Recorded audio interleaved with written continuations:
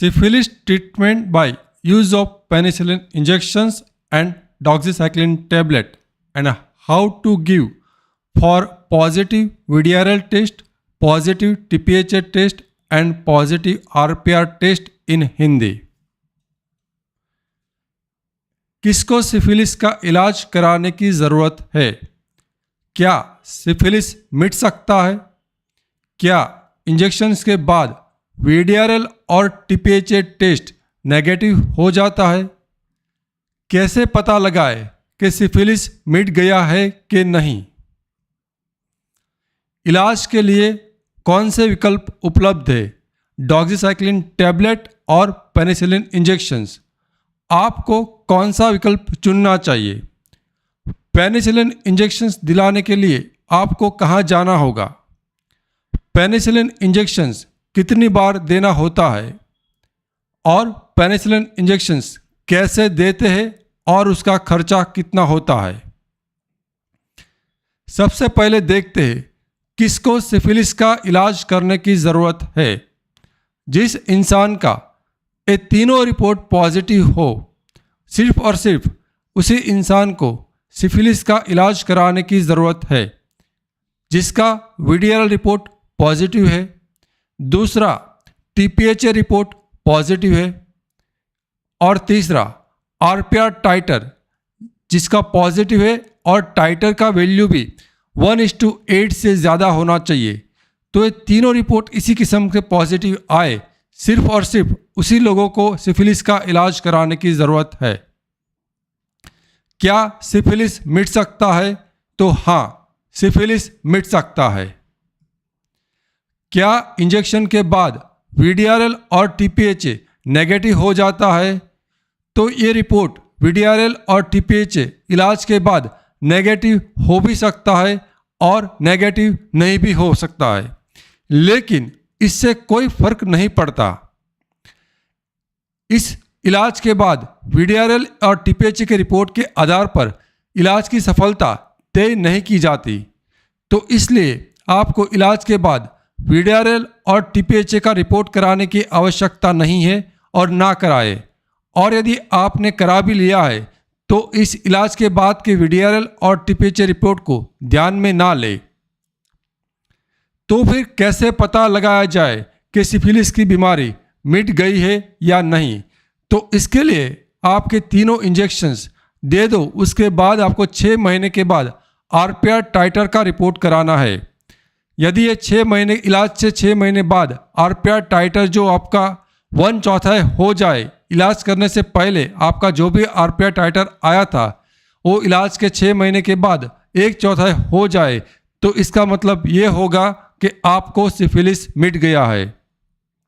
Example के तौर पर यदि इलाज से पहले आपका RPR टाइटर 1:400 आया था और आपने इलाज करा लिया, 3 बार इंजेक्शंस दे दिए और उसे 6 महीने बाद आपने वापस RPR टाइटर कराया और वो 1:100 या तो उससे कम आ जाए, तो इसका मतलब ये माना जाएगा कि आपको सिफिलिस मिट गया है।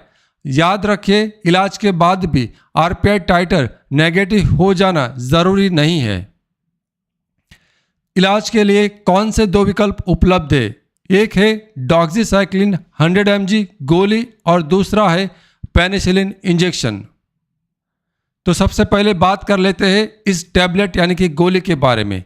आपको इस गोली से अपना सिफिलिस का इलाज सिर्फ और सिर्फ उसी कंडीशन में कराना है कि आपके वहाँ पर बेंजाथिन पेनिसिलिन इंजेक्शन देने की सुविधा उपलब्ध नहीं हो या तो इंजेक्शंस ऑप्शन अवेलेबल नहीं हो, तो ही आपको गोली का इस्तेमाल करना है।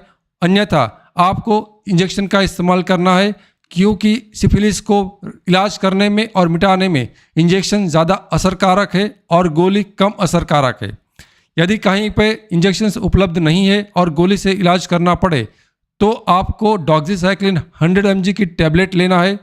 दिन में 2 बार लेना होगा, एक सुबह में और एक रात को खाने के बाद, और ये गोली आपको 14 डेज यानी कि 14 दिन तक चलाना है। दूसरा ऑप्शन है injections benzathine penicillin 12 lakh unit यानी कि 1.2 मेगा यूनिट। आपको कुल मिलाकर 3 बार इंजेक्शंस के लिए हॉस्पिटल का विजिट करना रहेगा और हर विजिट में आपको 2 इंजेक्शंस लगाए जाएंगे। तो कुल मिलाकर आपको 6 इंजेक्शंस लगेंगे 3 विजिट में।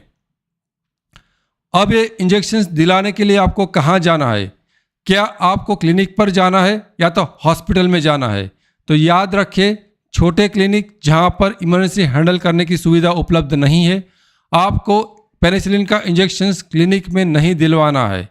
आपको पेनिसिलिन का इंजेक्शंस देने के लिए सिर्फ और सिर्फ हॉस्पिटल का पसंदगी करना है। अब क्या ये इंजेक्शंस गवर्नमेंट और प्राइवेट दोनों किस्म की हॉस्पिटल में दिया जाता है? तो इसका जवाब है हाँ, गवर्नमेंट और प्राइवेट दोनों किस्म की हॉस्पिटल्स में ये इंजेक्शंस दिया जाता है। सबसे पहले बात करते हैं, यदि आप गवर्नमेंट हॉस्पिटल में इस इंजेक्शन को देने के लिए जाना चाहते हो तो आप इन दोनों में से किसी भी एक डिपार्टमेंट को विजिट कर सकते हो।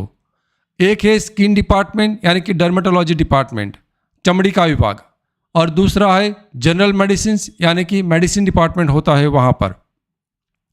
यदि आप प्राइवेट हॉस्पिटल्स में इसका इंजेक्शन देना चाहते हो तो फिर आपको जो एमडी डॉक्टर्स होते हैं या सो मेडिसिन की जनरल हॉस्पिटल होती है वहाँ पर आपको इसका इंजेक्शन दिलवाना है। और दूसरा ऑप्शन होता है मल्टी स्पेशलिटी हॉस्पिटल का इमरजेंसी डिपार्टमेंट। इंजेक्शंस कितनी बार देना होता है? तो आपको 7 दिन के अंतराल पर कुल मिलाकर 3 विजिट करना है। मान लीजिए कि आप संडे को गए तो वो आपका डे 0 है। उसके बाद आप जब दूसरे संडे को जाते हो 7 दिन के बाद, तो वह हो जाएगा आपका दूसरा विजिट डे 8 पर, और उसके 7 दिन के बाद यानी कि अगला संडे को तो वो हो जाएगा आपका डे 15 पर। तो इस किस्म से 7 दिन के अंतराल पर कुल मिलाकर आपको 3 विजिट करना, और हर विजिट पर आपको हॉस्पिटल के हर विजिट पर 2 इंजेक्शन लगेंगे, एक आपके लेफ्ट बटक्स पर और दूसरा इंजेक्शन लगेगा राइट बटक्स पर। आपको जब भी इंजेक्शन देने के लिए जाते हो तो हर बार आपको इस इंजेक्शन से एलर्जी नहीं है वो चेक किया जाता है। उसको बोलते हैं हाइपर सेंसिटिविटी स्किन टेस्ट। इसमें क्या करते हैं कि दवाई का बहुत ही कम मात्रा आपका जो बाजू यानी कि फोराम है वहाँ की चमड़ी के अंदर डालते हैं, और उसके बाद 15 मिनट वेट करना होता है, इंतज़ार करना होता है, और 15 मिनट के बाद आपकी चमड़ी में यदि कोई रिएक्शन नहीं आता है सिर्फ तो ही आपका फुल इंजेक्शन जो है बटक्स में मसल्स के अंदर दिया जाता है। अब इस इंजेक्शन को कैसे बनाते हैं? तो ये जो आपका बेंजाथिन पेनिसिलिन इंजेक्शन है वो पाउडर फॉर्म में आता है और उसके अंदर 3 ml स्टेराइल वाटर डालते हैं। तो कुल मिलाकर ये 4.5 से 5 ml जितना क्वांटिटी बन जाएगा वो एक सिरिंज में लेकर एक साइड बटक्स में डालना है और दूसरी साइड बटक्स में वैसे ही आपको वापस रिपीट करना होता है। इंजेक्शंस कैसे दिया जाता है? तो इंजेक्शंस को बहुत ही स्लोली देना होता है, मसल्स के अंदर डीप हिस्से में देना होता है, इंट्रामस्कुलर है यानी कि मसल्स में देना होता है, जो बटक्स है उसके अपर यानी कि ऊपर वाले और आउटर मतलब कि बाहर वाले जो हिस्सा है क्वाड्रेंट है उसमें देते हैं। 18 से 22 गोज की निडल का इस्तेमाल करते हैं और ये निडल्स लंबी होती है, तो भी ये मीन्स जो दवाई है वो नीचे के अंदर के हिसाब में जा सकते हैं क्योंकि उसका क्वांटिटी भी काफ़ी थोड़ा ज़्यादा है। मैं डॉक्टर केतन राणपुरिया, मेरे को इस मेडिकल फील्ड में 17 साल से भी ज़्यादा का एक्सपीरियंस है।